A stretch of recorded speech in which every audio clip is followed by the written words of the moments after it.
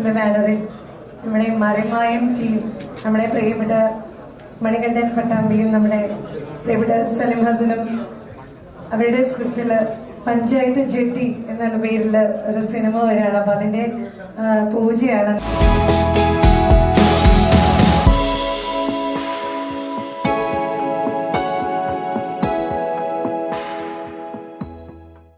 ഏറ്റവും പ്രിയപ്പെട്ട വിശിഷ്ട വ്യക്തിത്വങ്ങളെ വേദിയിലേക്ക് ക്ഷണിക്കുകയാണ്.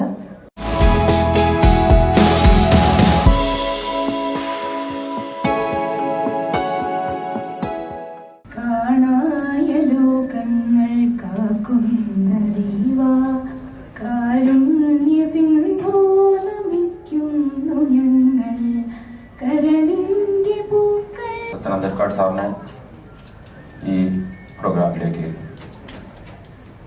ക്ഷണിച്ചുകൊള്ളുന്നു. പിന്നെ ലാൽ ജോസ് സാർ, സെൽവിൻ കുമാർ ദൃശ്യത്തിലേക്ക് വരാമെന്ന് പറഞ്ഞിരുന്നു. നമ്മുടെ ഡയറക്ടർ AK സാറിനുണ്ട്, ലിബർട്ടി ബഷീർ ഖാൻ, പിന്നെ നമ്മുടെ സപ്ത ഡയറക്ടേഴ്സ് PS പ്രമാനന്ദൻ, സന്തോഷ്, ജയൻ, മധു, പിന്നെ നിങ്ങളുടെ സപ്തതരംഗ് കമ്പനിയുടെ ഷെയർ ഹോൾഡേഴ്സ് കുറേ ആൾക്കാർ വിളിച്ചിട്ടുണ്ട്. അവരെന്നെ പ്രത്യേകം സ്വാഗതം ചെയ്തുകൊള്ളുന്നു. പിന്നെ നമ്മുടെ പ്രേം പെപ്കോ, ബാലൻ കെ മങ്ങാട്ട്, പിന്നെ അഡ്വക്കേറ്റ് പ്രണവ്, പിന്നെ മറിമായം ഗ്രൂപ്പ്, മണികണ്ഠൻ പട്ടാമ്പി, സലീം ഹസൻ, നിയാസ്, റിയാസ്, വിനോദ് കോവൂർ, സ്നേഹ, ഉണ്ണിരാജ, വീണ നായർ, ഓൾ അദേഴ്സ് മറിമായം ഗ്രൂപ്പ്. പിന്നെ ഞങ്ങളുടെ company secretary Sandeep, president PS, ബാക്കി എല്ലാവരെയും ഒന്നുകൂടി ഇതിൽ വിട്ടുപോയ ആൾക്കാരുണ്ടെങ്കിൽ അവരെ എല്ലാവരെയും കൂടി ഇന്നത്തെ ഈ ചടങ്ങിലേക്ക് സ്വാഗതം ചെയ്തുകൊള്ളുന്നു. നമസ്കാരം.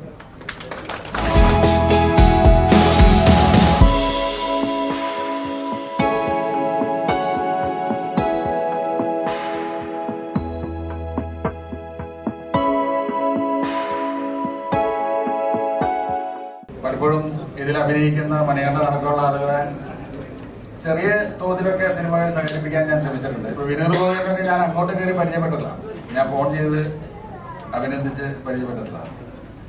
പലപ്പോഴും അവരുടെ പ്രകടനങ്ങൾ കാണുമ്പോൾ അതിശയിച്ച് പോകാറുള്ളതാണ്. പ്രത്യേകിച്ചും സ്നേഹമൊക്കെ ഇപ്പോഴും അത്ഭുതകരമായിട്ടാണ് അവർ അഭിനയിക്കുന്നത്. ശ്രീകുമാറിനൊക്കെ അതിൽ ഓരോ ക്യാരക്ടേഴ്സിനും നമുക്ക് സുപരിചിതമാണ്. മറിമായം ടീമുമായിട്ട് വളരെ അടുത്ത ആത്മബന്ധമുണ്ട്, പ്രത്യേകിച്ച് മണികണ്ഠനായിട്ട്. മണികണ്ഠൻ 22 വർഷങ്ങൾക്ക് മുമ്പ് മെയിൻ സ്ട്രീം സിനിമയിലേക്ക് വരുന്നത് മീശമാധവനിലൂടെയാണ്. നമസ്കാരം. ഇന്ന് ഈ പൂജയ്ക്ക് വന്നത് ഇവരോടുള്ള ഒരു ആരാധന കൊണ്ടാണ്. ഇവര് 5ാമത്തെ എപ്പിസോഡിൽ എന്നെ വിളിച്ചിരുന്നു. അപ്പൊ ഇവര് ചേട്ടൻ വന്ന് അഭിനയിക്കണം എന്ന് പറഞ്ഞാൽ അഭിനയിച്ചു പോയേനെ. പക്ഷെ ഇവര് എന്നോട് എത്ര രൂപയാണ് പൈസ എന്ന് ചോദിച്ചു. ഞാൻ എന്റെ കാശ് പറഞ്ഞു. പിന്നെ ആ വഴിക്ക് വരെ കണ്ടില്ല. അപ്പൊ എനിക്ക് വലിയ സങ്കടമായി. കാരണം എനിക്കത് അഭിനയിക്കുന്ന ആഗ്രഹമുണ്ട്. എന്റെ കാശ് ചോദിച്ചപ്പോ ഞാൻ കാശ് പറഞ്ഞു പറഞ്ഞോളൂ. ഇവര് പറയുന്നത് ഇല്ല ഒന്നുമില്ല എന്ന് പറഞ്ഞാൽ ഞാൻ അഭിനയിച്ചേനെ. അത്രക്ക് ആഗ്രഹം വരുന്നു. ഈ ആക്ഷൻ പടം ചെയ്യുന്നവർ ഒട്ടും തന്നെ ഇത്തരമുള്ള സദസ്സുകളിലേക്ക് വിളിക്കാറില്ല ഞങ്ങളൊന്നും. സന്തോഷമുണ്ട്. എന്തൊരു വൈബ്. ആ പടം അനൗൺസ് ചെയ്യുമ്പോൾ തന്നെ നമുക്കത് ഈ പടം കാണണം എന്ന് തീരുമാനിക്കുന്ന സിനിമകളുടെ കൂട്ടത്തിൽ തന്നെയാണ് ഈ സിനിമ. തീർച്ചയായിട്ടും അങ്ങനെ സൂപ്പർ ഹിറ്റായി മാറട്ടെ എന്ന് ആശംസിക്കുന്നു. അണിയറ പ്രവർത്തകർക്ക് എല്ലാവിധ ആശംസകളും. Thank you so much. ഇപ്പൊ ഞാനിപ്പോ തലശ്ശേരിയിൽ നിന്ന് വന്നത് ഇതിന്റെ പ്രൊഡ്യൂസറെ സ്നേഹം കൊണ്ടില്ല, ഈ മറിമായത്തിന്റെ അഭിനയിക്കുന്നവരുടെ ആരാധന കൊണ്ടാണ്. മമ്മൂക്ക വരാമെന്ന് സമ്മതിച്ചതും ഈ പ്രൊഡ്യൂസേഴ്സിനെ കണ്ടില്ല, ഈ മറിമായത്തിന്റെ ആരാധന കൊണ്ടാണ്. രംഗത്ത് ഒത്തിരി പ്രോഗ്രാമുകൾ നമ്മൾ കാണാറുണ്ട്. അതിൽ ഏറ്റവും വിജയിച്ച ഒരു പ്രോഗ്രാമിലൊന്നാണ് മറിമായം. അതിപ്പോ സിനിമയായിട്ട് വരികയാണ്. ഇതൊരു ഗംഭീര വിജയമാവട്ടെ എന്ന് ആശംസിക്കുന്നു. എന്നെ ശീതളൻ എന്നൊക്കെയാണ് സാറ് വിളിക്കുക. ആ കഥാപാത്രത്തിന്റെ പേരെടുത്ത് വിളിക്കും. അത്ര കണ്ട് ഇഷ്ടമാണ് സത്യസാറിനൊക്കെ. സത്യസാർ എനിക്കും വിനോദവും സലീമിനും മണീഷോറിനും ഒക്കെ വേഷം കൊടുത്തിട്ടുള്ള 14ാമത്തെ വർഷത്തിലേക്ക് എത്തി നിൽക്കുകയാണ് മറിമായം. മറിമായം ആദ്യത്തെ എപ്പിസോഡിൽ സ്നേഹയുടെ വീട്ടിൽ വെച്ചാണ് മറിമായത്തിന്റെ ഷൂട്ടിംഗ് തുടങ്ങുന്നത്. അന്ന് മുതൽ മറിമായത്തിലെ മൊയ്തുമായിട്ട് അഭിനയിച്ചുകൊണ്ടിരിക്കുകയാണ്. ഇത് ടി വിയിലൊക്കെ എത്തുന്നതിന് മുമ്പ് എനിക്ക് ഇവരുടെ പെർഫോമൻസ് ലൈവായിട്ട് കാണാൻ പറ്റുന്നത് ഭയങ്കര ഒരു അനുഭൂതിയാണ്, ഭയങ്കര അനുഭവമാണ്. നമ്മൾ നേരിട്ട് കാണുന്നതിന്റെ പകുതി പോലും ശരിക്കും ടി വിയിൽ കിട്ടാറില്ല. നേരിട്ട് ഭയങ്കര എക്സ്പീരിയൻസ് ആണ്. അപ്പൊ ഞാൻ ശരിക്കും ഇത് കാണാൻ പോകുന്ന ഒരു ആസ്വാദകനാണ്. നമസ്കാരം. ഈ സമയത്ത് എന്താണ് പറയണതെന്ന് അറിയില്ല. ഒരുപാട് സന്തോഷം. നേരത്തെ വിനോട്ടനൊക്കെ പറയും പോലെ ഞങ്ങളുടെ കുടുംബത്തിൽ നിന്ന് പുതിയൊരു സംഗതി പുറത്തേക്ക് വരാൻ പോവാണ്.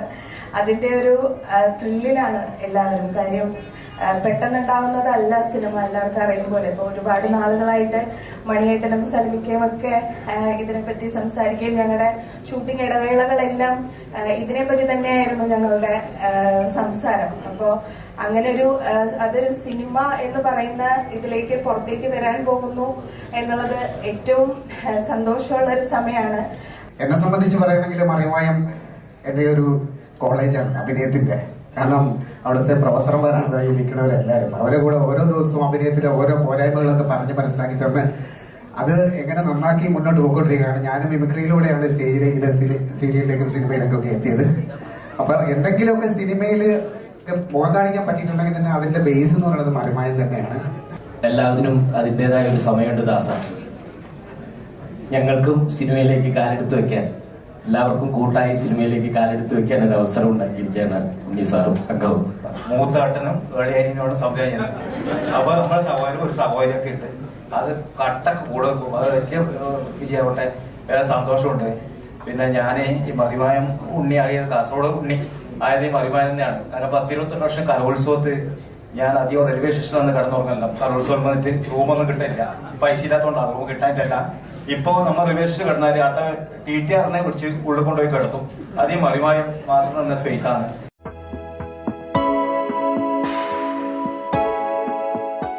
സത്യത്തിൽ അസൂയണ്ട ശരിക്കും. കാരണം അത്ര എന്താ പറയാ വലിയ പെർഫോമൻസ് ആണ്. പിന്നെ നിയാസൊക്കെ ആയിട്ട് എല്ലാവരുമായിട്ട് എപ്പോഴും വിളിക്കും. പിന്നെ എന്റെ പാരഡി പാട്ടുകൾ ഇതുപോലെ തന്നെ ഇവരും വിളിച്ച് അഭിനന്ദിക്കാറുണ്ട് അല്ലെ. ഇങ്ങനെ ഒരു സിനിമ പ്ലാൻ ചെയ്യുന്നതുമല്ല, ഇത് വളരെ അപ്രതീക്ഷിതമായിട്ട് വന്ന് ചേർന്നതാണ്. കാരണം മറിമായത്തിന്റെ ഷൂട്ട് നടക്കുന്ന സമയത്ത് സലീം ഇടയ്ക്കിടയ്ക്ക് ഇങ്ങനെ തമാശകൾ പറയും. അപ്പോൾ എല്ലാവരും ആ തമാശകൾ കേട്ടിട്ട് കൂടെ വട്ടം കൂടി ഇരുന്ന് ചിരിക്കും. അപ്പൊ പുള്ളിക്കാരൻ പറഞ്ഞുകൊണ്ടിരുന്നത് അയാളുടെ കുറെ ജീവിതത്തിന്റെ എക്സ്പീരിയൻസുകളാണ്. അപ്പോ ആ എക്സ്പീരിയൻസുകൾ തന്നെയാണ് സത്യത്തില് സിനിമയായിട്ട് മാറുന്നത്. സലീം ഒരു പൊളിറ്റീഷ്യനാണ്, അയാൾ വാർഡ് മെമ്പറായിരുന്നു. അപ്പൊ ഒരു പഞ്ചായത്തിനകത്ത് നടന്നിട്ടുള്ള കുറേ രസങ്ങൾ പല സമയത്തായിട്ട് പറഞ്ഞത് പിന്നീട് എപ്പോഴൊക്കെയോ ആലോചിച്ചു കഴിഞ്ഞപ്പോൾ അതിനകത്ത് നമുക്ക് ഒരു സിനിമയ്ക്കുള്ള സാധ്യത ഉണ്ട് എന്ന് പറഞ്ഞ് ഞങ്ങൾ രണ്ടുപേരും ഡിസ്കസ് ചെയ്ത് അങ്ങനെ വെറുതെ മുന്നോട്ട് പോവുകയായിരുന്നു. അതിന് പ്രൊഡ്യൂസറില്ല. അങ്ങനെ ഇരിക്കുകയാണ് ഉണ്ണി സാറ് എങ്ങനെയോ എന്നെ വിളിക്കുന്നത്. എനിക്കറിയില്ല. അങ്ങനെ ഉണ്ണി സാറെ വിളിച്ച് നമുക്ക് എന്തെങ്കിലും ഒരു സംഗതി ആലോചിക്കാൻ പറ്റുമോ എന്ന് ചോദിച്ചു. അപ്പൊ നമ്മുടെ അടുത്ത് റെഡിയാ. ഈ മറ്റേ സ്ക്രിപ്റ്റും കാര്യങ്ങളും എല്ലാം റെഡിയാ. അപ്പോൾ ഞങ്ങൾ പറഞ്ഞു പറ്റാൻ സാറേ. അങ്ങനെ നേരിട്ട് പോയി കണ്ടു, സംസാരിച്ചു. പിന്നെ പെട്ടെന്ന് തന്നെ കാര്യങ്ങളെല്ലാം നീങ്ങിപ്പോയി. ഒരു നല്ല സിനിമ തന്നെ സംഭവിക്കട്ടെ എന്ന് ആത്മാർത്ഥമായി ആഗ്രഹിക്കുന്നു. എല്ലാവരുടെയും പ്രാർത്ഥന വേണം, അനുഗ്രഹം വേണം. എങ്ങനെയെങ്കിലും ഇതിന്റെ വെട്ടത്തിലും വെളിച്ചത്തിലും ഒന്ന് നിൽക്കണം. ആരും വിളിക്കാനില്ല, ആരും സപ്പോർട്ട് ചെയ്യാനില്ല. എങ്ങനെയെങ്കിലും മരിക്കുന്നതിന് മുമ്പ് ഇവിടെ ഒന്ന് എത്തണം എന്നുള്ള എന്റെ അതിയായ ആഗ്രഹം. ഞാനൊരു സ്വന്തമായി മറിമായത്തിന്റെ സ്ക്രിപ്റ്റ് എഴുതി മനോരമയിൽ ചെന്ന് സ്ക്രിപ്റ്റ് പുള്ളിക്ക് ഇഷ്ടമായില്ലെന്ന് തോന്നുന്നു. പക്ഷെ എന്നെ കണ്ട് ഇഷ്ടപ്പെട്ടപ്പോ എന്റെ കൂടെ അസോസിയേറ്റ് ആയിട്ട് നിന്നോളാൻ പറഞ്ഞു. അസോസിയേറ്റ് ആയിട്ട് വർക്ക് ചെയ്യുന്ന സമയത്ത് ഒരു ദിവസം ഒരു നടൻ വന്നില്ല. അപ്പൊ ഒരു ചായ ഗ്ലാസ് കൊണ്ടുപോയി മേശയമ്മ വെച്ചിട്ട് തിരിച്ചു പോണ ഒരു സീനാണ്. ഡയറക്ടർ എന്നോട് പറയും തിരിഞ്ഞു നോക്കരുത്, മുഖത്ത് വൈക്ലഭ്യം വരുമെന്നൊക്കെ. എനിക്ക് തിരിഞ്ഞു നോക്കാതെ പോയിക്കോളണമെന്ന് പറഞ്ഞ് ഗ്ലാസ് കൊണ്ടുപോയി വെച്ചിട്ട് എന്റെ കഷ്ടകാലത്തിനാണോ ഭാഗ്യത്തിനാണോന്ന് അറിയാൻ മണിയേട്ടൻ വില്ലേജ് ഓഫീസറായിട്ടിരിക്കുന്ന ഒരു സീനാണ്. ഞാൻ ചായ കൊണ്ടുപോയി വെച്ചപ്പോ പുള്ളി എന്തോ എന്നോട് ചോദിച്ചു. ഞാൻ അവന് മറുപടിയും പറഞ്ഞ് അത് വൈറലായി. പിറ്റേ എപ്പിസോഡ് തൊട്ട് ഞാനില്ലാതെ ഡയറക്ടർക്ക് പറ്റൂല. തിരിഞ്ഞു നോക്കാതെ